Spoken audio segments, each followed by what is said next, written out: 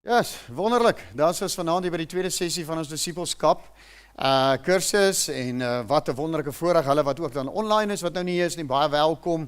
Halleluja. En al die sessies gaan wees op YouTube, so jy kan hulle net gaan sien onder die HVW's disipelskap kursus. Halleluja.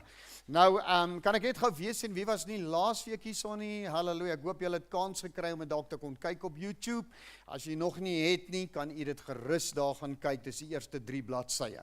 Dis baie praktiese punte, eenvoudige punte van hoe ek staan, waar ek vashou, wanneer gee ek 'n tissue. Ek het net een ding nie lekker hanteer hier laasweek nie, het ek Woensdag aand besef toe ek in Vogwel was, en dit is hoe ons iemand vang.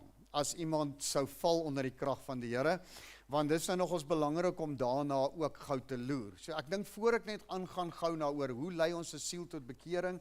Onthou ons het daai gehad van die asem en hoe ons, jy weet, met iemand praat en deel, jy weet daai goedjies. Maar ons het altyd ook catchers nodig. Jy sal baie keer ervaar, baie keer val mense baie meer, baie keer val hulle vorentoe, baie keer val hulle kant toe, baie keer val hulle. As julle is nie laat nie, baie welkom. Ek is so bly julle is hier, ons nou net begin. Halleluja. So ek wil net daai een punt hanteer wat ons nie laas hanteer het nie. Die jongens kan in die saal, is ook jongens wat huiswerk doen, hoor, as hulle soontoe wil gaan. Van die jong mense, julle is welkom aan die saal ook as julle wil, hoor. Yes, halleluja. Okay, so julle, ek wil gou demonstreer gou onder die krag van die Here, want onthou, hoekom moet ons leer? Hoekom moet ons vir mekaar wys, daar moet 'n catcher wees? Want onthou, as iemand vorentoe kom, moet hy weet hy's veilig. Hy moet kan oorgee. As hy vorentoe kom met die gedagte, hulle gaan my los dat ek my kop stamp, gaan hy nie oorgee nie. En onthou, dit is so, die Gees is 'n gentleman. Gees gaan nie oorvat, dat jy geen beheer het nie. Dis wat baie keer mense dink, ek kan nie vorentoe gaan nie, ek kan allow it, hy gaan my oorvat, ek gaan 'n nerds van myself maak, en hy will never do that. Die Gees sal nooit jou naam brand nie. So wat gebeur is dan, is dit belangrik dat ons, die persone wat uitkniel, moet gemaklik wees en kalm wees, ek kan oorgee, die Gees kan met my werk, as ek val ek, as ek nie val nie, because dit gaan nie net oor val nie, dis nie nodig dat ons moet val nie, ek dink ek gaan nie bo staan, nee, is dit beter, ja, ek moet die hele tyd hier bo staan, ek het my boek kry, onthou, as ek val, is dit okay, jy weet, daar's nie, en as daar niemand val nie, is dit ook okay, daar's geen wet wat sê ons moet val nie, en as jy nie val nie, die Here nie met jou gewerk nie, daar bestaan nie so ding. Party ons is net los op sy voete. As jy net jou hand op hom sit, val hy. Ek meen, baie val in die bank. Jy weet, dit hang af hoe maklik jy oorgee van persoon tot persoon. Party mense sal glad nie val onder die krag van nie. Beteken nie die Here het hom nie aangeraak nie. Is baie ons wat doodstil staan nie, eers huil nie, of ek nie sy hand, en die Here raak hom fenomenaal aan. 'n ander ene kom en hy val rond, hy drol rond en hy skud onder die krag van die Here. Dit beteken nie hy het 'n groter seën of 'n groter salwing noodwendig as die een wat niks geruk het of omgeval het nie. Maar ons moet prepare wees dat mense gemaklik kan wees om te kan sy hart oorgee vir die Here. En as die krag van die Here oor die liggaam kom, want dis wat gebeur, is die fisiese liggaam is nie noodwendig in staat om daai kraggees te kan ervaar nie. Dink as jy sien iemand val sommer net vinnig, dis hoekom jy moet prepare wees. Hy val sommer net voor jou, of hy knak sy knie, so daar's verskillende maniere hoe iemand dan sal val, en dis hoekom ons moet prepare wees. As iemand kom, en dis 'n klompie mense wat voor staan, moet ons weet, van die leiers weet al, maar baie van ons leiers het al hierdie jaar getrek, en so, dit is, in al twee gemeentes sien ek 'n concern, ons moet meer hê wat is. So beteken as ek vir iemand bid, of die prediker wat hier is, die pastoor wat vir iemand bid, beteken as daar nou een by is genoeg nie, daar kan 2 wees, want dit maak dit soveel veiliger. As jy voorbid die bedienaar, is dit great as iemand agter kan wees, iemand dalk so 'n bietjie meer aan die kant skuins kan wees, dit help ook baie. En moenie net bid in oë toe nie, want jy weet nie wat voor jou gebeur nie. Is nou raai, jy is mos in gees, as jy nodig het, ons noodwendig so oë toe, en as jy iemand redelik in beheer wees, en die gees kan volg, kan sien wat dit doen, want baie keer gaan die persoon vorentoe val, dit gebeur baie keer. Nou, daar's net 1-2 praktiese goedjies wat ek net graag wil help, veral wanneer dit manne is wat vroue, so ons moet probeer, wanneer ons sê nou maar vroue het, en die val nou die krag van die Here, is die mans, is bietjie sterker, is makliker om te vang, maar is vir my great as 'n vrou daar is om te help. Weer eens, ons moet veilig wees. Want party val vinnig, hy tol in die ronde, en nou moet jy vang. Jy weet, so ons wil nie iemand ongemaklik vang of so nie. So wie kan ek gou gebruik hier? So, Sam kom gou, dan gaan ek gou vir Sam sommer gebruik hier as 'n voorbeeld. Sam is een van hulle wat jy hoef nie hom, hy val vinnig. Jy vat nie hom hier, dan val hy klaar. Loof die Here. En dis great want hy's oop vir die Gees. Sam kom gou bo want dis die kameras dat hulle ons wat jy bo kan sien. So wanneer Sam nou gaan staan om en ek gaan nou voor hom wees. Ons sê nou maar ek is die catcher wat agter hom is. So daar's nou twee maniere wat jy baie keer sien iemand val. Jy weet iemand val baie keer hy knak sy knie. Want ek weet baie kere dink iemand as ek wil nie aan hom vat nie want ek is bang ek vat ergens waar ek nie moet vat nie, dan keer ons hom net. Dit help nie. As ons hom keer en hy knak sy knie, gaan hy val en hy stamp sy kop teen jou knie. Want party val so of hulle val vorentoe. So jy gaan moet onder die arms in, maar hier is 'n belangrike ding met die hande. So ons gaan nie so vat nie. Dit is nie nodig om so te vat nie. So ons vat die hande is oop en ons vang hom so. Sien jy daar vang ek hom. Heeltemal veilig, ek vat nêrens aan hom nie, ek kan hom net afvat. Ander ding is hoekom jy hom nie in sy klere moet vat nie, want as hy val in sy knie klak, dan trek hy sy klere uit. As jy nou staan nie met sy trui in jou hand en die trui is oor die kop en so ons wil nie die klere gryp nie. As jy die klere gryp, gaan jy die rokke optrek en hemde optrek en dit is net so saam as hy nou kom en hy sou nou val, gewoonlik is die maklikste deel om onder die arms in te gaan val maak, gaan jy vang, sien jy so daar so sy deur. OK. So vorentoe is meer catching, maar onthou as iemand aanval en hy sal val vorentoe, gaan ons hom eintlik draai terwyl hy val. So as hy val in my arms en draai kom, en dis hoekom daar twee persone, jy moet nie val nie. Was nie nou prepared vir dit nie. Dis hoekom daar 'n tweede persoon moet wees. Sê nie, want nou gaan ek sukkel om hom, en as daar een in daai kant is, dan help hy my. Twee vir catching is altyd makliker, en dit maak dit nie so erg op enige iemand se rug of kop stamp nie. Volgende punt, wat die catching aanbetref. As ons 'n uitnodiging maak en julle werkers so saam, julle sal baie keer sien, ek vra vir die mense staan bietjie vorentoe. Ons het nie baie plek hierson nie. So ons wil kyk, as iemand val soos 'n paal, as ek nou sê, hy is miskien reguit, laat sy kop nou nie, die kussings daar, die banke en so, ons wil nie hy met seer kry nie. Nie dat ek glo, ek al ooit beleef het waar iemand onder die gees val, dat hy seer kry nie. Ek geloof van my, ek het al gesien, ek weet tentbediening het gedoen, en daar was 'n man met, hy het 5 dogters, 5 kinders, dat was seker orrelpypies. En sy vrou het op bekering gekom. As hulle was elkeen so 'n jaar uit mekaar of 2 jaar uit mekaar uit. Maar ek onthou die aand toe hy tot bekering kom en of in die gees van die Here vat hom. Hy was 25 jaar verslaafd en die Here maak hom in een aand los. Sy naam was Blackie Swart. Hy het so swart snor en sulke lang swart hare gehad. Ek sal nooit vergeet nie. Maar next moment toe hy gaan, begin hy so tol in die gees en hy val nog voor iemand hom kon gryp of voor ons hom nog kon gryp, val hy. En dit was tentbediening, so daar was 'n tentpen wat langs die paal was en hy val met sy rug teen daai tentpen. En ek dog, nie hierdie ou sy rug nou baie seer gemaak. Ek beloof vir u nie eers 'n skraap dat hy hom geskraap het op sy rug nie. So ek glo as jy val onder die krag en werklik die anointing van die Here is daar, beskerm hy. Maar ons moet doen wat ons kan doen uit mensliker oog om te kan beskerm. OK, so het almal dit so dis belangrik mense, as ons kan, jy weet, vir vrouens, mans, as dit vrouens is 2 vrouens agter hom, as mans help, vir al die manne asseblief, en sodra ons geval het mense, dis hoekom daar dan lappies is, dan sit ons lappies oor, of ons maak dit gemaklik, trek klere af, vrouens help, as klere opgekom het, so ons moet alles in die poging werp, om het vir die mens, dankie Samuel, hoor, en die poging werp om seker te maak die persoon is gemaklik en OK. Is daar enige vrae? Is almal alright? Is dit mooi duidelik? Maak dit sin?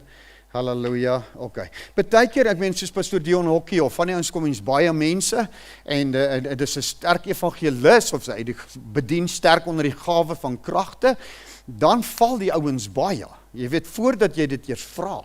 So dis hoekom of nie vra nie voorbid gebeur dit net spontaan. So ons moet dit probeer doen.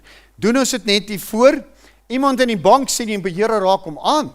Daar as hy begin, jy sien hy begin, hy's in homself. So wat doen jy as werker, as disipel? Staan en kyk hoe hy val. Nee, jy is deel van die diens, help hom. As jy sien hy huil en hy's verskriklik emosioneel, dan stap jy agter, jy kry 'n tissue en jy sit 'n tissue in sy hand. Jy's 'n disipel.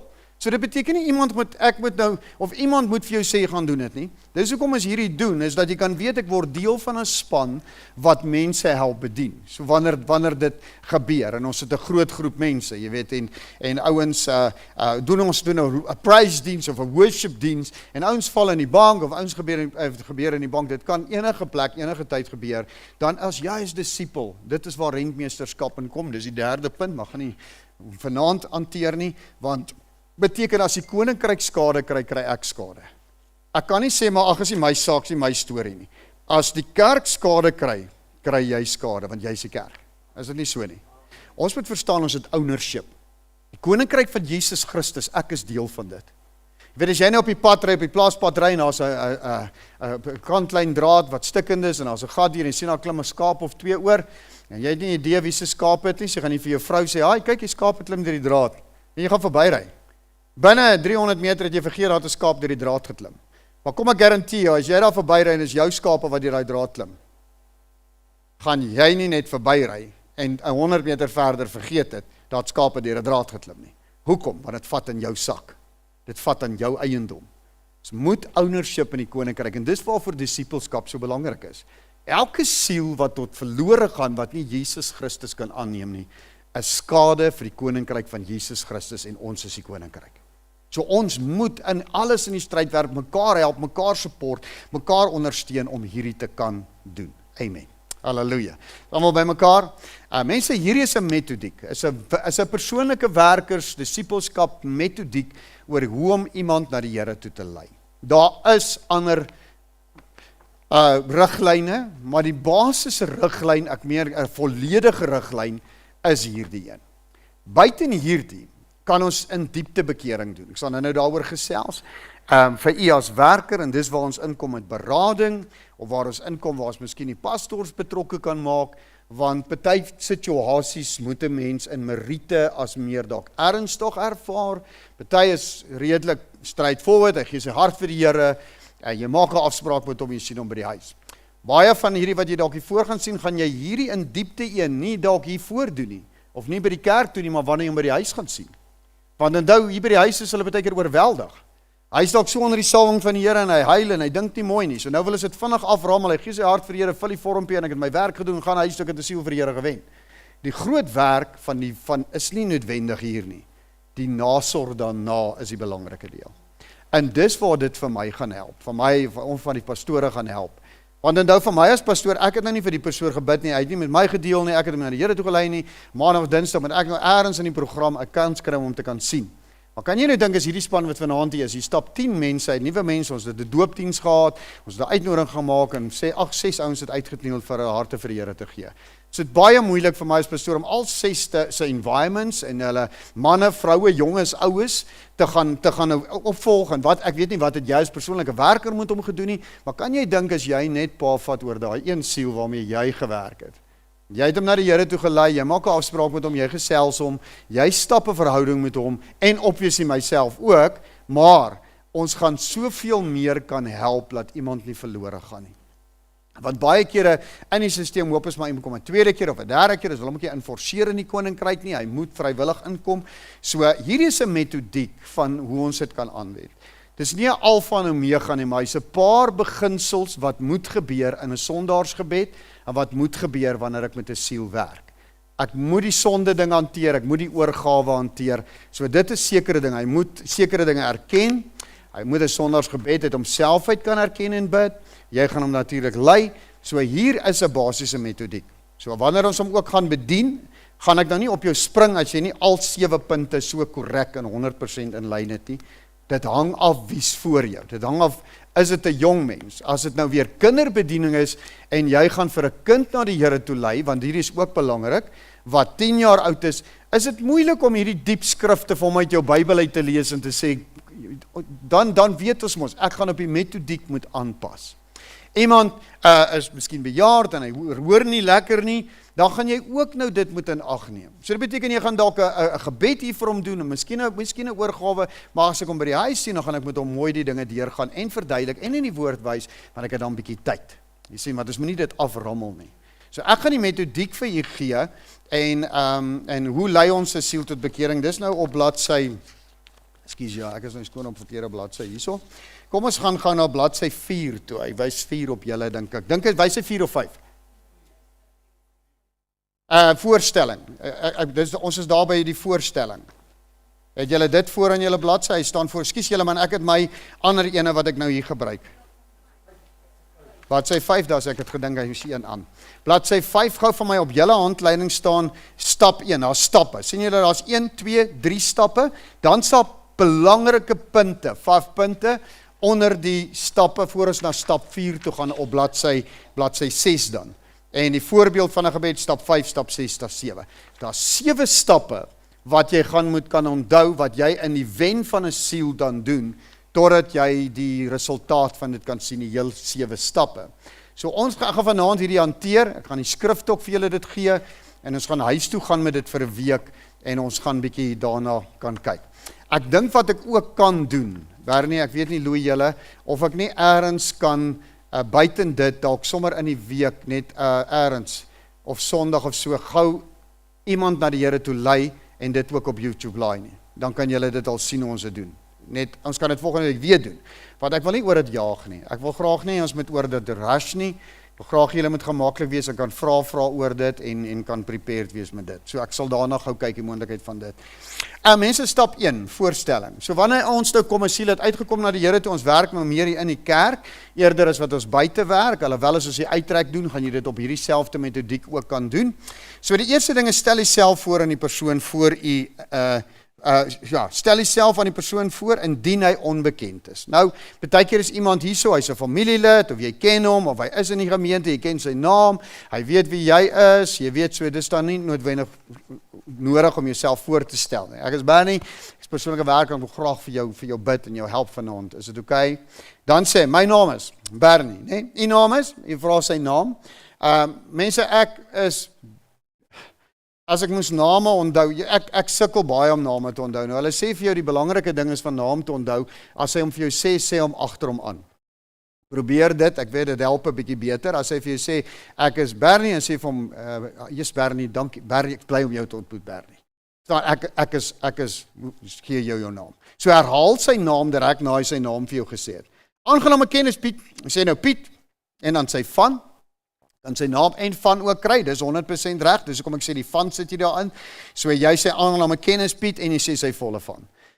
Mense, dis ook weer sê, baie mense is baie makliker met name, vir my is dit nogal so moeilike eenval is met Christopher en Christian en Christo, en daar is so verskillende verbuigings, so probeer nogals om redelik daarop ag te slaan om die naam, al moet jy hom dalk net skryf gou vanaf daar, of net so sien op jou Bybel of jou papiertjie wat jy daar het, jy kan inteendeel om dit makliker te maak, die papiertjie wat jy gaan kry vir die persoonlike werk, kan jy soms sy naam daarop skryf, dan het hy sy naam, en dis die ene wat jy mos jy gaan sy details ook kry, dan het jy sommer klaar sy naam, dan weet jy gaan dit nie vergeet nie. Hy sê, aangename kennis, ek is so bly dat jy gereageer het op die uitnodiging van die Heilige Gees, terwyl hy tot jou hart gespreek het. Jy hoef nie die sin uit jou kop te gaan leer nie, dit gaan jou op jou senuwees maak. Hierdie is 'n metodiek, wat jy verstaan, hoe jy dit gaan sê, en hoe jy dit vir jou gemaklik gaan werk, it's fine. Ok, so jy gaan miskien die woorde kan verander, sê van, Jessie, Bernie Jansen, ek is so bly het vanaand gereageer op hierdie kragtige boodskap, en dat jy op die Heilige Gees gereageer het om vanaand uit te kom, ek is so bly. Ok, so dit kan verskil, dit hang af wie's voor jou, as dit weer 'n jonge persoon, 'n ouer persoon is, gaan dit dalk oom en tannie wees, of hoe ook al, jy weet, so, dit kan verskil daar, daar's nie, weer eens soos ek vir julle sê mense, as jy met jou kop uit gaan leer, en as jy die sinsnede vergeet, gaan jy op jou senuwees wees, en dan lose jy dit. So hy moet sin maak vir jou. Dis hoekom jy sal sien hierdie stappe, hoekom ek in die week vir jou gaan kans gee, dat dit vir jou sin maak. Die een volg op die ander een. Julle gaan sien, dit is maklik, is nie moeilik nie. Jy stel jouself voor soos jy enigiets anders gedoen het, en dan admire hom of jy acknowledge hom, om te sê, dankie dat jy gerespond het op die Heilige Gees. Yes, dankie dat jy uitgestap het, ek is so bly, ek weet die Here het iets mooi vir jou in plan. Jy sien, dit kan net vloei. As dit in jou hart uitkom, gaan jy nie op jou senuwees wees nie, en jy kan dit natuurlik ook oefen het so by die huis, mense, dis hoe ek geleer preek het, dis hoe ons almal gaan leer, so jy gaan ook by die huis dit so kan doen, daar in jou binnekant, weet dit voel dalk bietjie stupid, maar dis so te doen. Die volgende stap, jy het jouself nou bekend gestel, jy het ge-acknowledge, jy is dankie, jy probeer so vriendelik wees, jy probeer gemaklik wees, en so dat hy kan ontspan. Dan die volgende vraag, vind jy uit wat is die behoefte. So beteken dit nou nie in die bidkamer nie, dis die voor, so hy het uitgekniel, so jy gaan jouself voorstel, Jesus Bernie, ek is so bly, partykeer is die voorstelling nie noodwendig altyd nodig op daai stadium wanneer hy uitgekniel het nie. Want wat gebeur is, die pastoor gaan dalk nou vir hom bid, so wanneer jy nou vorentoe kom en die Heilige Gees is jy is in trane, gaan jy nou nie om uit sy gees uitruk, want ek wil my voorstel in hom nie. Ek is Bernie en ek gaan met jou werk van ons. Kan nie, ons moet verstaan, daar gaan dit bietjie verskillend werk. Ek kan nie nou myself voorstel in hom. Hy is onder die krag van die Here en die pastoor of die prediker het vir hom gebid en hy is nou in trane, so ek gaan nie nou myself voorstel en wat is jou naam of wat is jou van en ek is so bly het gereageer en jy kan vir hom sê, Jesus, ek is so bly het uitgekniel en is daar dalk 'n spesifieke behoefte waarvoor ek weer gaan bid. Normale omstandighede sal ons 'n algemene uitnodiging maak en die prediker sal hom bedien en hy sal vir die ouens praat oor dit en dan sal hy sê, Jesus, laat die persoonlike werkers met hom werk. So dan kan jy die persoon vat, ons gebruik die saal want dit is lekker groot en ons het genoeg spasie om dit te doen. Dan kan jy vir hom sê, en as jy sien, okay, hierdie persoon se behoefte, hier kom die punt. As hy sê, ek wil my hart vir die, of jy vra, jy maak seker of het jy jou hart al vir die Here gegee, wat is jou behoefte? Wat wil jy doen? Miskien gaan die persoon vir jou sê, Jesus, ek is net, ek het omstandighede, ek het my werk verloor. Punt B wat jy wil seker maak is jy gered? So as hy na jou toe kom, of hy sê vir jou hiervoor, ek het 'n huweliksprobleem, my werk het ek verloor, ek is siek, of wat ook al deurkom, wat is die volgende stap wat ek van moet seker maak? Is jy 'n kind vir die Here? Het jy al jou hart vir die Here gegee? Want dit is belangrik, verstaan jy, want genesing, saam met dit, en baie van die genesings, of siekteprobleme is juist die ding, omdat hy nie 'n kind van die Here is nie. So as hy kom en hy het sy hart vir die Here gegee, of is iemand bekend in die kerk, jy weet hy sal gedoop, jy weet hy het sy hart vir die Here gegee, is 'n kind van die Here, dan hanteer ons die behoefte. Beteken ons gaan nou bid vir die siekte, ons gaan bid saam met hom staan, want ek gaan in volgende sessies, nie vanaand nie, ek weet ons gaan nie vanaand tyd hê vir dit nie, gaan ons oor hoe bedien ek 'n geredde persoon, iemand wat klaar gered is, waarvoor bid ek vir hom. So hy gaan na jou toe kom en hy gaan dalk vir jou sê, Jesus, ek sukkel met woede, vreeslike woede uitbarstings, ga jy nie na die Here toe lei nie. Dis ook 'n klaar kind van die Here. Beteken nie elke ou wat 'n probleem in sy lewe het, is nie 'n kind van die Here nie. As hy nou kom en hy het nie werk nie, hy is werkloos en hy het 'n finansiële situasie, en hy is klaar 'n kind van die Here, wat help dit ek lei hom nou na die Here toe? Dit is nie sy behoefte nie. So ons gaan eers 'n behoeftebepaling doen. Waarvoor bid ek vir jou? Weet, hoekom het jy uitgetree? Wat is die rede daarvoor? So 'n ware sielewenner aanvaar nie sommer dat iemand saligheid deelagtig geword het nie, hy durf nie 'n kans vat nie. So wat ek maar daarmee sê, asseblief wil dit nie so vreeslik streng laat klink nie. Ons wil graag seker maak, jy weet, voor hy stap, as hy toenadering gesoek het en hy's onseker, as jy seker, as hy nie baie seker is nie, dan hanteer ons hom asof hy nie gered is nie. So as hy sê ek is nie seker nie, ek weet nie of ek dink ek het, jy weet, ek jonk was. So wat beteken dit? Hy wil graag sekerheid hê van saligheid as hy by daai deure uitstap. So wat gaan ons dan doen? Dan gaan ons hom hanteer asof hy Jesus nodig het. Hy's verlore as sonder Jesus. Hy het nodig dat Jesus hom red. So, eerste stap, ek stel voor. Tweede stap, wat is jou behoefte? Bid ons vir jou. Waarvoor bid ons vir jou? Enigstens daarop sy, maak jy doodseker, is hy 'n kind van die Here, het hy sy hart vir die Here gegee, is hy tot bekering, en kan selfs hom vra, is jy al groot gedoop ook? Jy weet, dit gaan vir jou meer klarigheid gee, of is hy regtig gered? Dat hy vir jou gaan sê, dalk nee, hy is nie gedoop of so nie, dan is dit redelike punt om redelik seker te maak. Moet hom nie opstry en sê, jy lyk vir my nie bekeerd nie, jy lyk vir my soos 'n rakker, jy het dit in die agterkop, nee. So wat beteken dit? Jy gaan hom ons besoek, jy gaan ons met hom WhatsApp. As hy nou hierso kom en hy het nou vir jou dalk 'n rad vir die oë gedraai en hy's eintlik nie sy hart vir die Here gegee nie, jy het nou klaar, jy weet nou, ek moet intensief met die persoon werk, ek moet hom nie deur my vingers laat glip nie. So ek weet ek moet sy besonderhede dalk kry, ek weet ek kan met hom werk. Mense, die volgende punt, 3 riglyne vir iemand wat gered wil word. Okay? So ek het 'n behoefte bepaal, ek het my voorgestel, ek het behoefte bepaal, en kom ons gestel, sê hierdie persoon, ek is nie seker of ek die Here ken nie. Ek is bang, as ek vanaand te sterwe gaan ek hel toe. Jy weet, dit was 'n bekeringsboodskap, Pastoor gesê, almal wat nie seker is as kinders van die Here nie, stap uit. So die persoon sê vir jou, ek is nie seker. Okay, so wat gebeur dan? Wat is die riglyne om iemand na die Here toe te lei? So hierdie is 'n belangrike punt, is waar die skrif gaan inkom. En hierdie moet ons nie haastig wees nie, want kom ons lees gou daar, en dan gaan ek verduidelik. Piet, jy sê dat jy Jesus Christus wil aanneem as jou persoonlike saligmaker, so kom ons kyk, wat sê die Bybel? Wat sê die Bybel omtrent dit? Die Here toon duidelik dat die Here toon duidelik aan ons dat Jesus die oplossing vir elke lewensomstandighede is en hoe ons saligheid kan kry. Gebruik nou jou Bybel om die saligheidsplan te verduidelik. So dit beteken, Bybel leer ons dat Jesus is ons saligmaker en dis die een wat ons tot redding kan bring. Eerste punt, wanneer ek die siel na die Here toe lei. Hy moet erken dat hy 'n sondaar is. So wanneer jy moet erken, as jy vanaand sit, besef jy dat ons almal het sondes, besef jy dat jy het verkeerde dinge in jou lewe, selfs al onthou ons nie alles nie, weet ons dat daar sekere dinge, sal jy met my saamstem, dat jy het sondes in die lewe, dis belangrik. As die persoon vir jou onwillekeurig met dit sê, kan jy vir hom sê, Romeine 3 vers 23 sê, want almal het gesondig en dit ontbreek hulle aan die heerlikheid van Jesus Christus. As jy dan jou Bybel kan help, hy merk, is dit great, veral met 'n moeilike situasie. Ek sê weer eens in 'n metodiek. Het is nie nodig om elke ene nou so op hierdie deur te gaan nie. Wanneer dit kom meer in dieptebekering, kan jy dit so doen, of as jy tyd het, maar as hierdie persoon of jy sê, hy wil sy haar vir Here, nooit vir Here gegee nie, dan sê jy vir hom die eerste punt, besef jy dat jy sondes het. Ons moet kan erken ons is 'n sondaar. Dis die eerste erkentenis. Hoe maak ons iets reg as jy nie weet hy's verkeerd nie? So as jy weet hy's verkeerd en jy weet jy's 'n sondaar en 'n sonde maak ons dood. Sonde laat ons in die hel opeindig. So sonde moet hanteer word in iemand se lewe. Dis belangrik. Die volgende vers wat ek daar gebruik is Romeine 6:23. Daar is niemand regverdig nie, selfs nie een nie. Die Bybel sê dit, dat nie een is regverdig nie.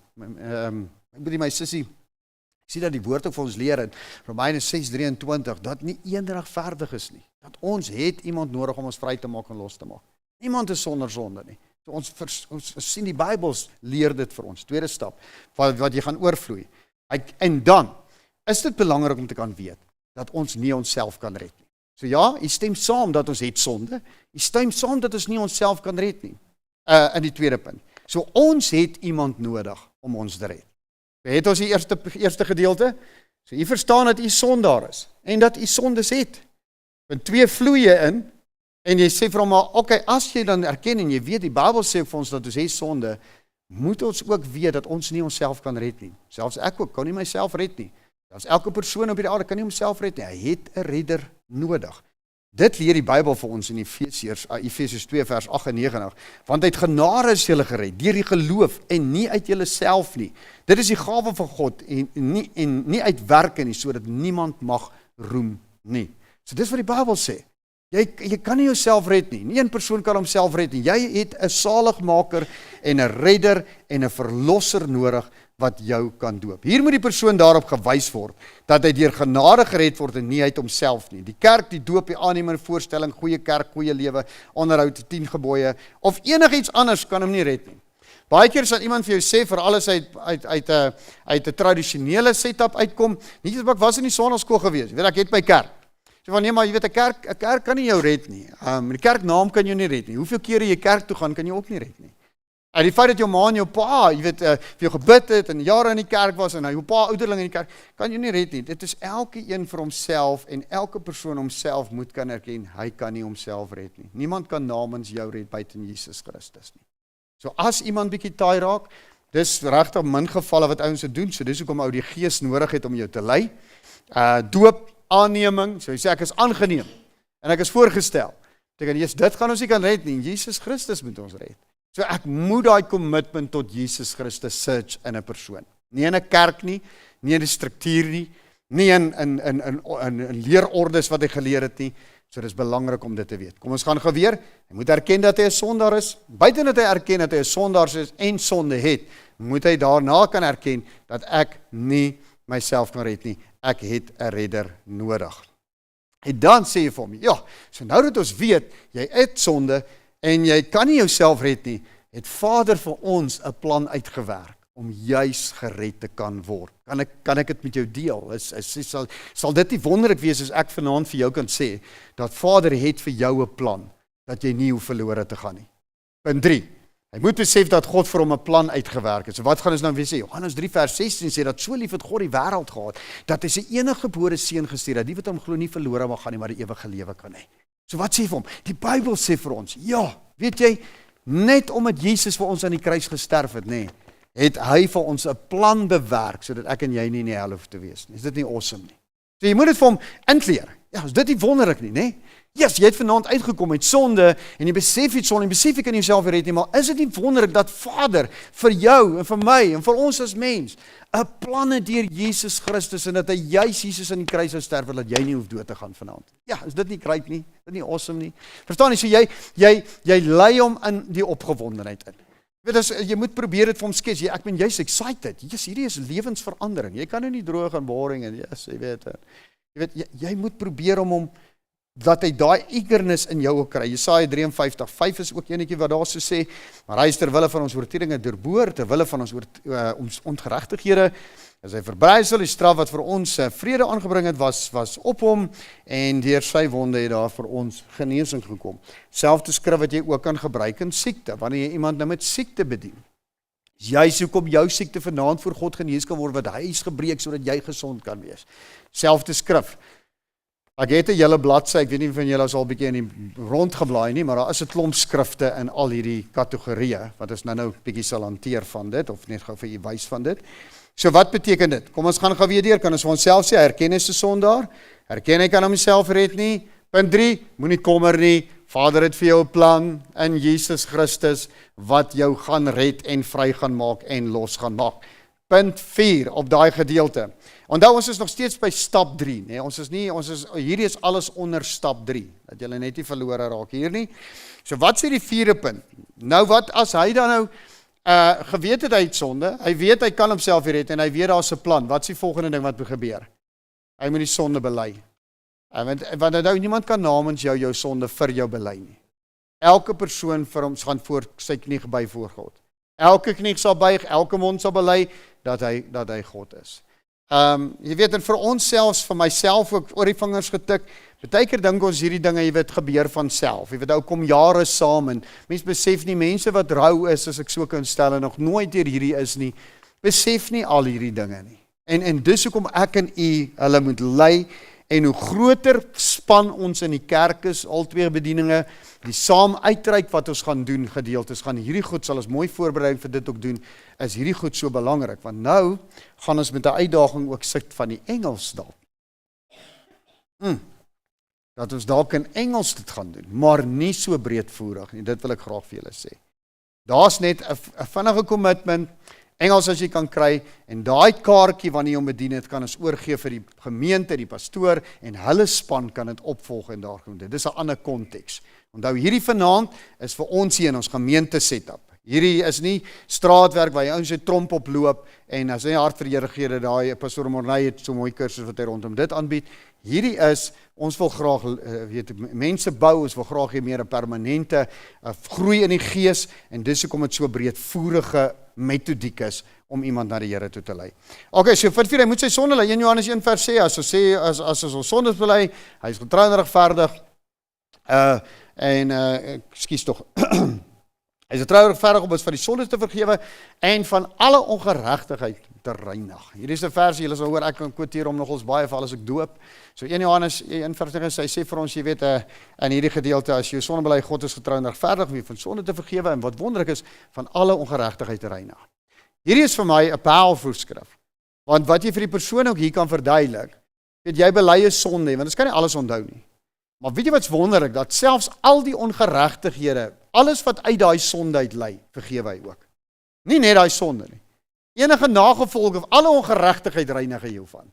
Jy weet, baie dinge is maar, wat van hierdie en wat van daai en wat van die dingetjie, want as ons nou regtig moet vanaand hier so sit en ons gaan in 'n diepte bekering in vanaand hierso. Kan jy nou by jouself dink, hoeveel sondes het jy gedoen as jy op 'n ouderdom van 40 vanaand hier sit en nog nooit 'n diepte bekering gedoen nie? As jy nou moet dink, hoeveel kere het jy al gefouteer? So, dis impossible, want mense glo selfs wanneer jy tot bekering is, wanneer die Here dien, wens ons kon vandag gesê dat hele groep wat hier sit, het niemand sondes gedoen vandag nie. Wens ek kon sê dat ek nie in 'n week sonde doen nie.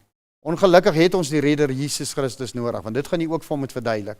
Want die meeste ons wil nie tot hierdie stap kom, want hy dink, nou as hy hier uitstap, moet hy 'n holy moly wees, of 'n super saint, en hy mag nooit weer iets verkeerd doen nie, hy mag nie iets verkeerd dink nie, en dis hoekom hulle nie hierdie wil doen nie. Die groot verduideliking rondom is die plan van Jesus. Dis juis hoekom jy hierdie besluit moet neem. Dat hy jou kan help met hierdie ongeregtighede en hierdie sondes, om dit finaal agter te sit in jou lewe, dat dit nie weer tot jou kan kom nie. So wat sê ons? Jy moet erken hy is 'n sondaar. Jy moet erken dat jy moet ook erken dat jy jouself nie kan red nie van daai sonde nie. So dis die derde punt, maar moenie kommer nie. Vader het vir ons 'n plan uitgewerk, deur Jesus Christus, om daai sonde te kan wegvat. Weet jy wat ook belangrik is, dat elke een in sy eie sonde dan moet bely. Ek noem nou nie skrif en ek noem nie vinnige punte, die punt 4, so hy moet die sonde dan bely, en hier ons daai 1 Johannes 1 vers 9. So jy kan by elkeen van hierdie punte vir jou 'n vers uitsit, daar by jou Bybel of 'n briefie of 'n kaartjie, waar jy kan sê, hier's my skrifgedeeltes. 'n klein, amper soos 'n kripnoutjie, né? Want ek weet, baie keer is 'n mens on board, en jy weet mos waar hy staan, jy weet wat jy gaan doen, maar jy het hom dalk net nodig, jy verloor vinnig daai punt, en dan gaan jy sy vertroue ook verloor. In dit wat jy sê. So die 5de punt, so ons het nou gaan sy sonde bely, so jy lei hom in die sonde bely, ons gaan nou na die gebed kyk, hier is net die punte. Punt 5 sê, hy neem Jesus dan as saligmaker aan. So voor ons aanneem, voor ons verlossing en redding kan kry, moet daar sonde besef wees, dan moet 'n belydenis wees van hierdie, kan myself nie red nie, en dan bely ek die sonde, en as ek die sonde bely, dan neem ek Jesus aan as my persoonlike saligmaker. So ek gee my lewe vir Jesus Christus. Die skeiding tussen ons en Christus is wat? Wat was die skeiding tussen Vader en sy skepping in Genesis, toe die sondeval plaasgevind het? Wat was die skeiding? Sonde. So daarom, as ons met sonde deel, is die skeiding weg. Is ons by mekaar? Kom ons kyk gou in die Ou Testament, toe hulle die verbondsark gehad het, en hulle moes, die hoofpriester moes eenmaal 'n jaar in die allerheiligste ingaan, met die bloedoffer en die lam wat hy geslag het, dan moes hy die sonde gaan bely van die volk, en as Vader die sonde vergewe, dan vergewe, as hy sonde vergewe, dan leef hulle. As hy dit aanvaar, dan kom die vryheid en die losheid. So, sonde is die ding wat doodmaak. As ons met sonde gedeel het, dan weet ons het saligheid in Jesus Christus. Hy sê vir my, weer eens Barry, maar jy sê dan as dit bekering kom, ek sit door die doopwater, nou maak ek dalk weer foute, want ek sê nou vandag vir u, maak nie saak wie nie, gaan kyk maar die hoofpriesters, gaan kyk maar die profete, gaan kyk na 'n gesiene man soos Dawid, gaan kyk na 'n gesiene man soos Paulus, glo van my mense, ons skiet kort van die heerlikheid, dis hoekom ons Christus nodig het. So daai is belangrik, laat hy nie voel, this is too high to come by. En dis hoekom mense, ons wil nie vir ons daai prentjie skets van, jy kan nie gered word, jy is vol sonde, jy moet vir hom daai prentjie skep, daar's genade en daar's redding vir jou. Johannes 1 vers 12 sê, maar almal wat hom aangeneem het, sê 'n bietjie almal, aan hulle het hy mag gegee om wat te word? Kinders van God te word, aan hulle wat sy naam glo. Ja, so kind lief Here, kyk hierso. Daar's hoop vir my en vir jou. Sien jy in hierdie gedeelte, hier sê die Here vir ons nou hierso, nê? Maar almal wat hom aangeneem het.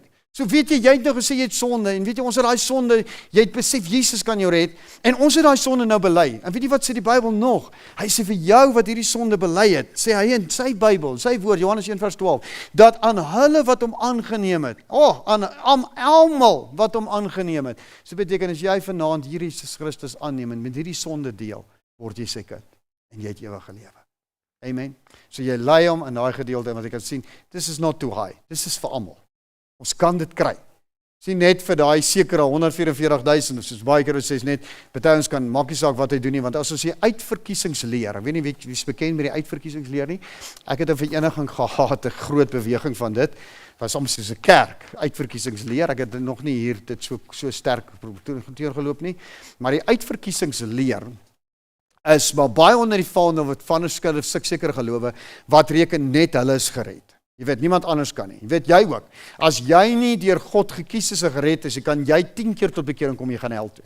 So die uitverkiesingsleer sê dat daar net 'n sekere gros op aarde mense is, wat ewige lewe kan beerwe. Die ander kan nie, maak nie saak wat hy doen nie.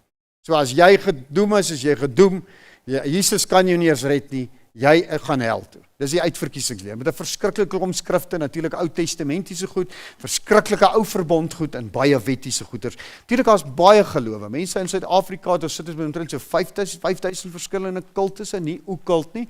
Okkult is goed so satanisme, vrymetselary. As ons praat van kultusse, praat ons van kerke, en die meeste van die kerke saam stem maar oor die meeste van die goed actually saam. As 'n paar goed soos die doop en die Heilige Gees gawes en die pre-mid en post-revelation rondom wegraping, 'n klomp goedjies van dit wat verskil. Maar op die einde van die dag is ons eintlik almal in een in Christus. By hierdie geleentheid vra die persoon om die Here in sy hart om die Here om in sy hart te kom woon. Okay, so is 'n maklike konsep wat hulle plaas het. Stem julle saam, is nie moeilik nie. Hy besef hy is 'n sondaar. Besef hy kan nie meer red nie. So wat doen ons nou? Moenie kommer nie. Vader het vir ons 'n plan deur Jesus Christus gegee hoe jy gered kan word. Punt 4 sê hy vir ons, wat doen ons nou? Ons bely hierdie sonde. En as ons hierdie sonde bely, gaan jy vry wees en los wees. En dan die wonderlike ding is, jy kan hom nou aanneem. En vir almal wat hom aangeneem het die mag om 'n kind van God genoem te word. Is dit nie wonderlik nie? Ja, jy's in die volheid, in die waarheid in die lewe van Jesus Christus. Is dit maklik genoeg? Nie so moeilik nie, nee. As ek kan sê vir julle, as jy al 'n tydjie het, gaan so deur dit dan, dat jy net daar, hy moet net vir jou sin maak. Dit moet sin maak soos, jy weet, ek moet nie punte wees wat jou kop uit gaan leer, jy gaan jy het vergeet. Probeer dat hy vir jou sin maak, probeer dat dit vir jou een ding na die ander ding toepas, want dit is maklik genoeg om te kan sê, ek weet ek is 'n sondaar, ek weet ek kan my nie self red nie, moenie kommer nie, daar is 'n Jesus wat vir ons in die kruis gesterf het. Punt 4, nou moet ons deel met sonde, want dis die groot ding wat my keer om by Jesus te wees. Nou ek die sonde bely het, kan ek my hart vir Jesus Christus gee as persoonlike saligmaker. Nou gaan ons na stap 4 toe, die oorgawe. Dis waar die gebed nou gaan inkom, né? Waar hoe hy gaan bid, die sondaarsgebed. Want die stappe wat ons nou gedoen het, is die stappe wat in die gebed moet wees. So as jy die stappe het, weet jy hoe jy moet bid. Dan weet jy waarvoor jy moet gaan bid. Onthou in die gebed gaan hy moet erken hy is 'n sondaar. In die gebed moet hy erken ek kan nie myself red nie. In die gebed erken hy Jesus, u kan kom en ek gaan my sonde bely. Ek lê dit voor u neer. Ek is so jammer, ek het so berou oor my sonde. En na hy die sonde bely het voor Jesus, sê hy Here, en daarom kom ek en ek wil my hart vir u gee. Oorgawe. Stap 4. Kom ons kyk gou-gou. Piet, jy erken jou sondes en oortredinge, die feit dat jy gereageer het op die uitnodiging toon dat jy 'n begeerte het in jou hart om daarvan afstand te doen. God se gawe, naamlik die ewige lewe is joune deur dit nou in die geloof te aanvaar. Kom ons bid nou saam. Nou ek hoor gou hierso. Verkies jy om selfs hardop te bid of om sin vir sin agter my aan te bid. As die persoon self wil bid, laat hom dit hardop doen. Gee hom egter die keuse indien die persoon lei om te bid, moet dit kort sinne wees. Ja, mense, dit werk so met 'n tolk ook.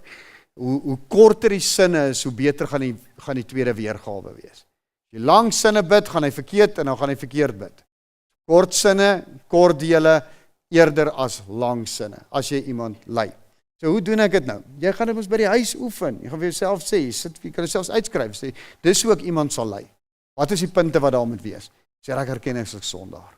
My broeder, jy wat nou jou hart vir die Here gee, jy erken nou dat jy dit is. Gaan jy self bid, vir die Here sê dat jy erken jy jouself nie kan red nie en dat jy nou jou sonde bely en jou hart vir hom gee, of kies jy dat ek jou lei. Veral iemand wat nou so tot bekering kom, emosioneel is die beste om hom te lei. Dis die maklikste eintlik, jy sit nie druk op hom nie, maar party ons is baie spontaan, maar die meeste kan ek vir jou sê. Of hy gaan vir jou sê, ek wil nie bid nie, bid jy. Sê ek, nee, maar ek gaan jou help. Ek gaan kort sinnetjies sê, is regtig nie moeilik nie. Ek gaan sê en jy sê agter my aan. Net so sag, jy moet nie hard te sê nie, net so dat ek en jy dit hier kan hoor, wil nie op die spot sit nie. So baie keer die ouens wil nie dit altyd nie, ek weet, glo my, baie keer as ouens vir jou kom, so ek wil sê, jy moet bely, ek kan nie namens jou sonde bely nie. Nee, so bid jy, ek sal net sê ja, ek sal net sê amen. So ek het al wys gekry, jy weet, dat ek as ouens regtig baie taai raak, dan sê ek, okay, as jy nie agter my wil aansê nie, as ek die sin gebid het, dan sê jy net, ek stem saam, ek bely dit. So, sal jy dit kan doen? Sal jy saam met my kan sê, ek stem saam, ek sê amen. Beteken jy bid dan, hy sê amen, hy stem saam, dis hoe scenario, maar is greater as jy hom kan lei, en hy sê, dis wat hy vir die Here gee. Vir my ook in beradingskonteks, wanneer ek iemand nou het, natuurlijk altyd met berading mense, as ek iemand sien, ek het nou iemand vanmiddag wie wat gekom het, wat ook wil hê, en ons doen dit, ek het nou juist gister het gedoen, ek moet dit nou in Kreersdorp ook gaan doen, en ek het iemand dat nou vanmiddag weer vir my gevra het, ek ongelooflik, hierdie week het ek nogals gekry, manifestasies in huise, by mense, goed wat gebeur, en jy weet, so daar's ongelooflike aanval van die vyand kan ek sien, op hierdie spesifieke stadium.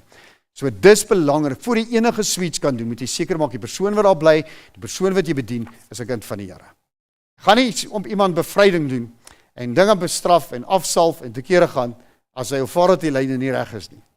Want as ek daar uitstap, stap die authority saam met my, ek glo in Christus, sy volheid is in my, en daai persoon nie, en ek stap haar uit, is dit nagnella. Glo van my mense, ek kom 30 jaar hierdie pad al saam, ek het al groot manifestasies gesien, as ouens se harte nie reg is met die Here nie.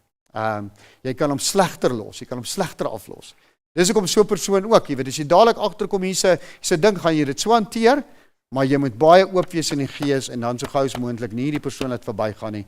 Maak 'n afspraak, sien hom waar hy nie onder meer nigter ook is, as ek net so kan sê, nie onder druk is nie, en waar jy meer in 'n gesprek met hom kan wees, nie 'n stry nie. Mense moet nooit jouself uitleen om te stry met 'n persoon, of hy sê, maar ek het nie sondes nie, of daai tipe van ding nie. So jy gaan altyd die gesindheid van Christus hê, en soos ek weer eens sê, ons kan altyd daai tweede stap, derde stap, is nie altyd so maklik om dit te doen nie. Liefde is altyd die een wat wen. Ok, so kom ons kyk gou, kort sinne, nie is 'n voorbeeld van 'n gebed, né? Dis min of meer hoe jy gaan bid. Hy sê, Here, ek is 'n sondaar, so ek erken, ek is 'n sondaar. Ek besef, dat as ek vandag sterf, ek die hemel sal mis. Wat sê daai sinnetjie? Ek kan nie myself red nie. Ek besef, ek is 'n sondaar, besef as ek vandag gaan sterf, dat ek hemel kan mis. Dis hemel en dood. Hierdie besluit vir iemand wat so tot bekering kom, so besluit tussen hemel en red. Ek besef dat ek myself nie kan red nie. Tweede punt wat ons gesê het. So daai stappe is in hierdie gebed self vasgevang. Selfs my beste werke het geen waarde nie. So ek gaan vir hom sê, Here, selfs my beste werke het geen waarde. Onthou, jy laat ons hom agter jou aanbid. Dankie dat U my plek aan die kruis gesterf het. Derde punt. Beteken, moenie kommer nie, daar's 'n sy weer, Jesus Christus wat vir my gesterf het aan die kruis, sodat ek nie hoef te sterf nie. Derde punt, het julle hom so? Vir my gesterf het. Wat is die vierde wat moet gebeur? Sonde, moet bely word. Vergewe asseblief my sondes en oortredinge. Kan ons die 4 stappe sien nou daai in daai eerste sinne van gebed? So ek erken ek het sonde, ek het erken ek kan nie myself red nie. Ek sien dat Jesus Christus my kan red. Punt 4, Here, ek besef ek het sonde en oortredinge, vergewe my asseblief. Ek het spyt. Jy kan dit 'n bietjie meer intiem doen, die gebed. Hier is 'n kort gebed. Jy kan dit bietjie meer verwoord vir hom om beter te verstaan ook. Punt 4, vergewe asseblief my sondes en oortredinge. En dan, wat is dan volgende? Oorgawe. Ek gaan my hart nou vir die Here gee. Al die goedes hanteer, weet dis 'n sonde, weet ek kan nie myself red nie.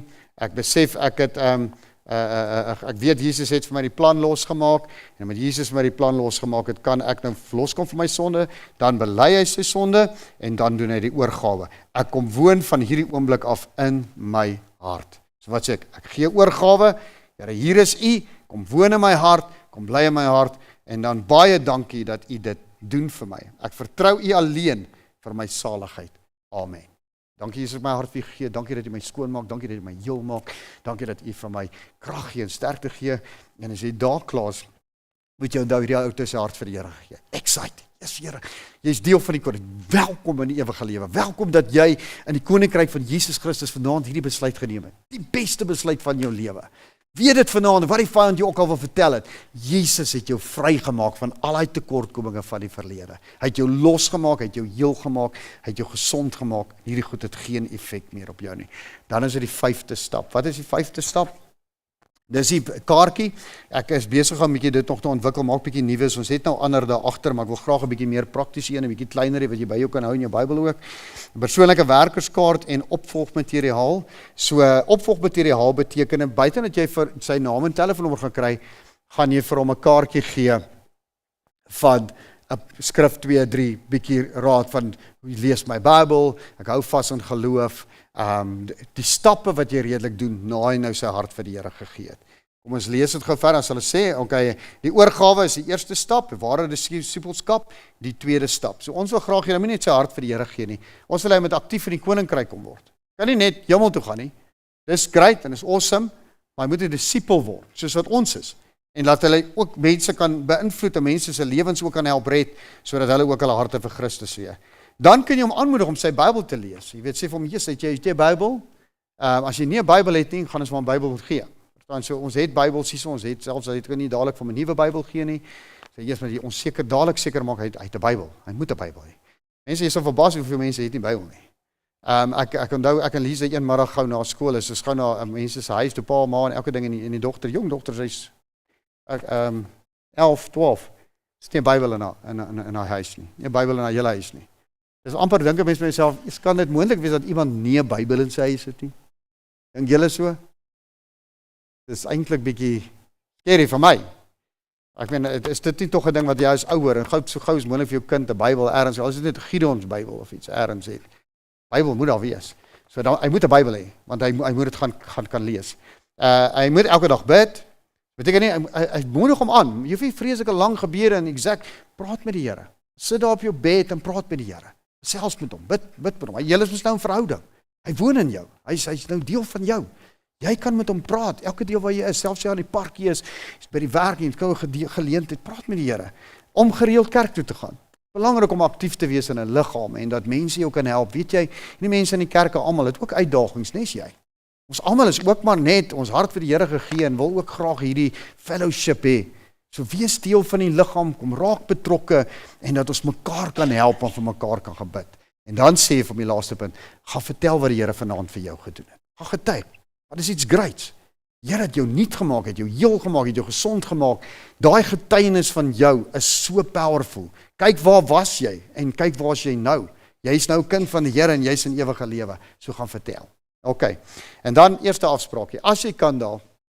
Mense, ek weet ons is in 'n era, ek het dit so gesien ontplooi voor COVID en tot nou toe dat mense is moeilik om afsprake te kry. Mense is besig. Ek weet, ek het nou môremiddag het ek nou 3 afsprake in volgwil, en dis baie raar dat ek in een middag 3 afsprake, ek gaan nog kyk wie van hulle almal realiseer. Partykeer, ek het Lisa's laasweek sin toe, ons het 2 afsprake gehad, op die einde van die dag het ek 'n backup een gehad wat toe gerealiseer, die ander 2 het gekancel. So dis partykeer moeilik, mense werk laat, kinders word siek, man self word siek, so, maar as jy nou net daai een het, waarmee jy kan deel, kan jy mos met hom deel. En dan het ons die wonderlike ding, wat ons noem WhatsApp. WhatsApp of Telegram, of ek gebruik nou maar meeste van die tyd WhatsApp. So jy kan met hom sy nommer kry, want dan kan jy met hom WhatsApp. En dan kan hy nie daar vir jou sê, wanneer jy hom kan sien, nie probeer om daar te kan sê, jy kan ek nie dalk net by jou kom draai, net by jou gesels, en net vir jou bietjie ook mooi verduidelik, as jy dalk 'n vraag of 2 het, en nie afforceer nie, en dan kan jy fellowship met hom bou op WhatsApp. Jy kan dan volgende oggend vir hom boodskap sê, yes, ek is so bly, het ons kerk bygewoon, ek is so bly oor die groot commitment, hoe gaan dit met jou? Jy weet so, daai gedeelte. Dan ook, ek bid vir jou, nie om oorweldig nie om toeval nie om inforcerende ding nie, ons wil hom net daai kontak hê en fellowship deur te kry. So die afspraak is vir my, as ek nou kan sê, redelik great, as ons dit kan doen, koffie afspraak, of soos jy kan, mense nou sê vir my, jessie, ek weet nie. Onthou mense, as hierdie ouens wat vanaand in hierdie kerk sit, net om toespits, om 1 disipel te bou vir die jaar, net in 'n jaar, net 1. Kan jy dink wat die koninkryk bereik het in 1 jaar? Ons is nou omtrent seker by die 60 wat hierdie kursus doen in al 2 kerke. Kan jy nou dink as 60 mense tot bekering kan bring? Kan jy dink jy impak in die koninkryk? Gaan nie oor die kerk en die banke wat moet vol wees en ons lyk nou kry ons kerk loop oor ons stoele. Dit gaan oor die kingdom.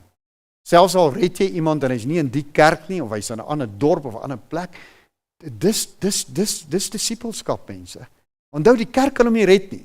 PPK Western Area kan hom nie red nie. Die kerkstruktuur van PPK kan hom nie red nie. Ek en jy kan hom nie red nie. Net Jesus Christus kan hom red. En daarom moet ons mind tot dit shift.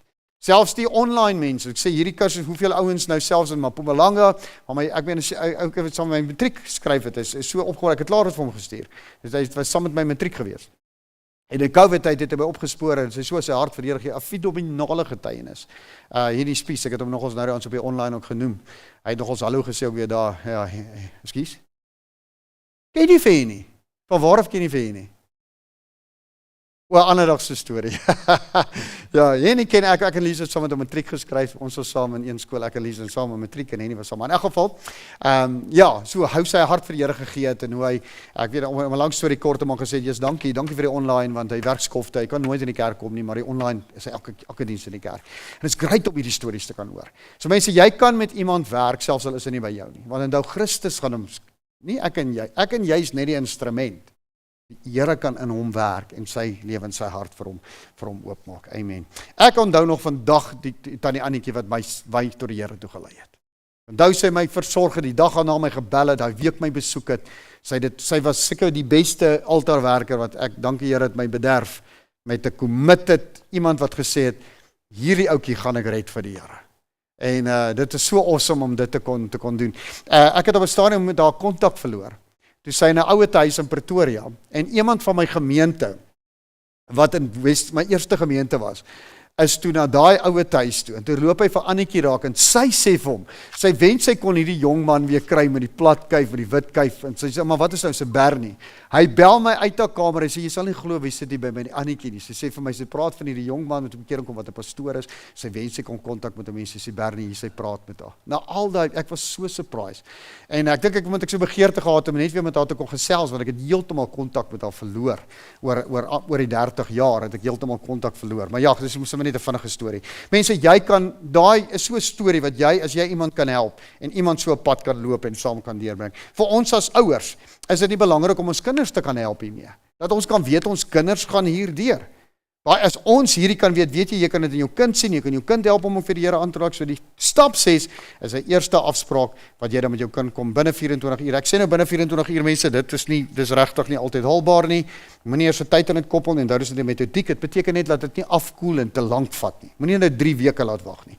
Jy sal moontlik heel wat vra hê om te vra. Jy sê wat is jou hoekom wil jy hom gaan kuier? Ek is seker jy het 'n hele klompie vrae, goed wat dalk nie lekker verstaan. Ek sal graag vir jou wil antwoord. So dis 'n goeie intrap. Hoekom jy wil sy nommer hê? Hoekom jy hom wil WhatsApp of hoekom jy wil hom 'n draai wil maak? Ek sal jou graag daarmee wil help. Kan ek jou môre aand besoek? Is jy dalk besig die week? Môre aand, Dinsdag aand.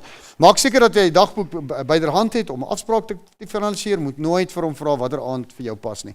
Hierdie is bietjie baie hash. Jy moet eintlik vir ons kan sê wat 'n aand gaan jou kan pas. Jy weet, baie keer dit is so, maar jy weet ouens gaan nou kom, hy gaan nou nie elke aand 'n verskoning kan uitdink nie. Baie keer gaan hy vir sê, "Jesus, ek is die hele week vas." Jy weet so, baie ouens wil net uit die ding uitkom. En dis hoekom ek sê WhatsApp of so is vir ons 'n goeie deur in konteks van wat ons nie WhatsApp gehad het of media gehad het, was dit baie moeilik. Jy het net 'n landlyn gehad en jy het 'n adres gehad, so dan is die besoeke so belangrik geweest. Weereens, hier is 'n metodiek. So jy kan geduldig wees en kyk of jy hom 'n aand kan kry. As dit is dat hy werk miskien middagskof en jy werk in die dag, gaan jy hom obviously daai week nie kan sien nie. Dis net prakties. Maar jy kan met hom WhatsApp, jy kan nog steeds met hom gesels, of jy kan hom skakel of hom bel. Of wat is so geleef is dat ek jou kan lei môre. Wil graag met jou 'n bietjie gesels. En dan punt 7, die finale resultaatmeting. Is daar enige vrae wat jy nou wil vra? So wanneer jy die afspraak gemaak het, en jy het nou klaar gesê, ek kan my sien, hier is my nommer, jy het klaar die kaartjie ingevul, dan vra jy vir my, is daar nog enigiets enige vraag wat jy nou wil vra, iets wat jy nou graag wil hê? Is jy nou seker dat jy Jesus Christus jou persoonlike saligmaker gemaak het? So voor hy uitstap, as jy right, voel jy seker, sê, yes, ek voel great. Piet, voordat jy die buitekamer verlaat, wil ek hê dat jy nou jou hoof sal buig en die Here sal dank dat hy jou sondes vergewe het. Hierdie is ook weer metodiek, mense, dit is nie werklik, sal ek sê, afdwingbaar, en dis nou 'n moed in die stap nie, en hy het klaar sy hart vir die Here gegee, hy het klaar dankie gesê, het klaar die deur gekry. Jy kan miskien iets gebruik soos in, kom ons sê net vir die Here dankie. Dankie Here, ek dankie Here dat jy was. Is jy dankbaar? Yes, Here, dankie. So daar's verskillende maniere om dit te kan aanbied. En dan kan jy sê groet hom nou vriendelik en die hand en verseker hom van 'n getroue gebede vir hom, bevestig weer eens die tyd van die afspraak. Iemand 'n vraag daarso? Iemand 'n vraag? Gaan dit alright wees as dit volgende week so 'n bietjie prakties doen? Vir die ouens wat pare is, kan dit al man en vrou bietjie oefen by die huis. Julle kan 'n bietjie voorsprong hê. Ek wil julle nie onder druk sit nie, maar ek voel dis belangrik om jou, anders sê ja, nee, ek kan dit doen. Jy gaan alleen weet, ek kan jou 1000 keer leer hoe om te swem en 'n 3 maande kursus. En na 3 maande gee ek 'n sertifikaat en sê jy kan swem, maar jy was nog nooit in die water. Jy gaan water sluk, verseker. So jy moet jouself, give your ability responsibility. Ag, die Here help vir my, niemand moet wegbly volgende weekie. Moenie skrik af voor as jy nie, Jesus, baie ander wat dit kan doen, ek gaan dit nie doen nie. Nee, give your ability responsibility. So Here, ek gaan dit doen, ek wil dit nog altyd gedoen het, dis hoekom jy hier is. Dalk het jy dit al 1000 keer gedoen, kom recap om gou sê wie, yes Here, ek wil graag vir iemand kan help. Onthou mense, ek weet nie wie van die het dit al gekry nie, of weer eens, is dit, ek daarby volgende van die jongens my gesê, hy is 'n onderwyser, hy sê toe vir my, joh, hy weet net, hy is al so bang as iemand om dit vra, gaan ek hom nie kan help nie. Dus dit moet jou vir jou scary wees, as iemand vir jou sê, maar ek wil nou, help my, ek is verlore, ek wil my hart vir die Here gee, en jy kan hom nie help nie.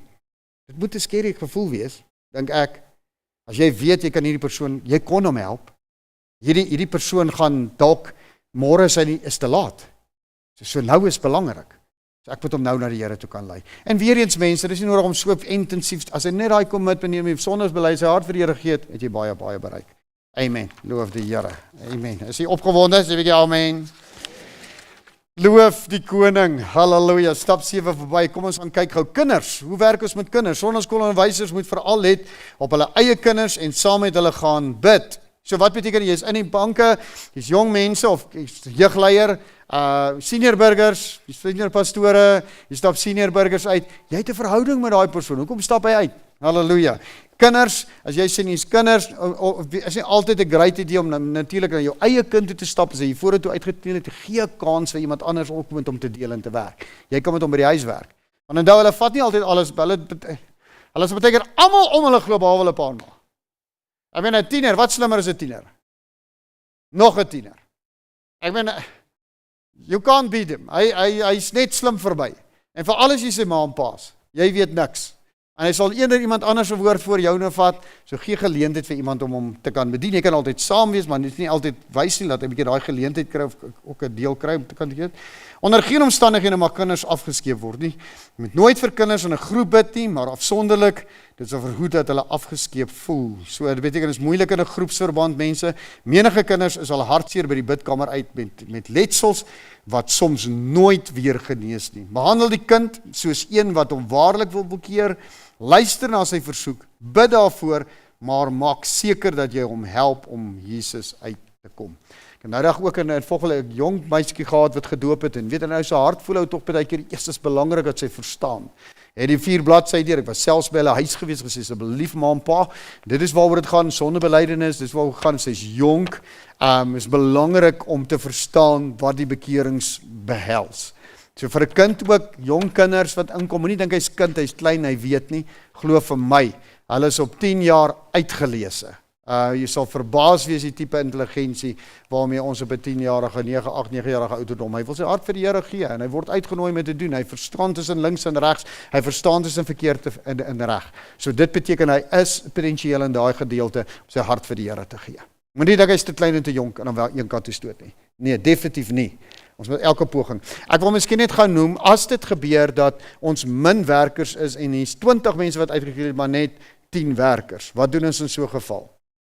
Staan hy in die ry? Wag jou beurt af. Of wat dink julle doen ons? Jy kan 2 gelyk doen. Kan 2 gelyk doen, jy kan selfs 3 gelyk doen. Jy weet, as dit 'n groot gedeelte is, vir alles hulle harte vir die Here gee, so beteken al 3 saam. Ek sê, Jesus, ek ken, jy verduidelik ons vir hom die sondaarsgebed, en wanneer jy sondaarsgebed doen, bid almal saam met jou. Ek doen byvoorbeeld, wanneer ons doop, vir die ouens wat al saam met my wees, of wat ook al doop is, sal jy sien, voor ons doop, die oggend voor ons doop, hanteer ek weer 'n sondaarsgebed, ons vat almal saam hande, ek bid, hulle bid agter my aan, is 'n finale sondebelydenis, ek reën ek se sondaar, ek beken ek kan nie myself red nie, ek kom nou en ek bely my sonde voor U, en ek vra U my aan te neem, dan sit ek natuurlik by ook, ek vra Here, as ek uit die water kom, laat U Heilige Gees my vul met U gawes, want onthou, hy is nou tot bekering, hy gaan nou deur die doopwater, wat is die volgende ding? Invulling in die Heilige Gees. So Here, vul my met die gawes, sodat ek gelyk kan word, sodat ek die pad kan stap, ek kan deurstap. So sit dit in die kring, en 4, 5, 6, of wat ook al wat die gedoop word, hier is 'n hele aantal doopelinge hierso nou, ek dink hoeveel, seker 4 of 5, ja, ek dink rondom 4 of 5, ja. As volgens ook doopelinge, so ons gaan 2 doopdienste hou. Maar in elk geval, so wanneer jy in die groep staan, en die ouens sê vir jou, Jesus, ek lei hulle in die gebed, hulle bid agter my aan, soos 'n koor, en ek lei hulle na die Here toe, so voor en deur die doopwaters gaan, dit is weet, dit is hanteer. Iemand wat 'n vraag het tot dusver. Okay, ons is klaar, amper, baie amper, 5 minute is klaar. Algemene punt, moet nooit haastig wees nie. Soms is daar meer siele met wie gedeel moet word, as daar werkers is, maar deel liewer deeglik met een, as om halwe werk te doen, waak daarteen om langdradig en tydsaam te wees. Kan jy sien hoe ons as kerk, ons vra herlewing, ons vra die Here met ons kerk laat oorloop, maar het ons werkers om dit te kan hanteer? Daar het ek nou die dag gesê dat God maak nie geleenthede oop as daai geleentheid nie gebruik gaan word nie. Ek het uit Genesis uit gepreek. Wie onthou daai preekgedeelte wat hy gesê het, daar was nog geen plante op die aarde, bome of niks nie. Hoekom? Want hy het nog nie reën gestuur nie. Hoekom het hy nog nie reën gestuur nie? Want daar was nog nie mense om die plante te bewerk nie. As Vader reën gestuur het of dou gestuur het en die plante kom op, moet iemand dit versorg. So hoekom het God nog die plante en goed op bome op die aarde gehad nie? En hoekom het hy nog nie water en dou en goed gestuur nie? Want daar was nog nie 'n manager nie. So dan moet iemand wees om te kan bestuur. So ons kan vir die Here bid vir geleenthede, maak hierdie kerk vol. Ek sê nou vandag vir op ons huidige situasie, met groot skaamte, as ons hierdie kerk gaan vol kry met 20, 30 bekeerlinge, dit is moeilikheid. Ons gaan mors. Here, hoe kan hy dit aan ons toevertrou as ons nie genoeg werkers is nie?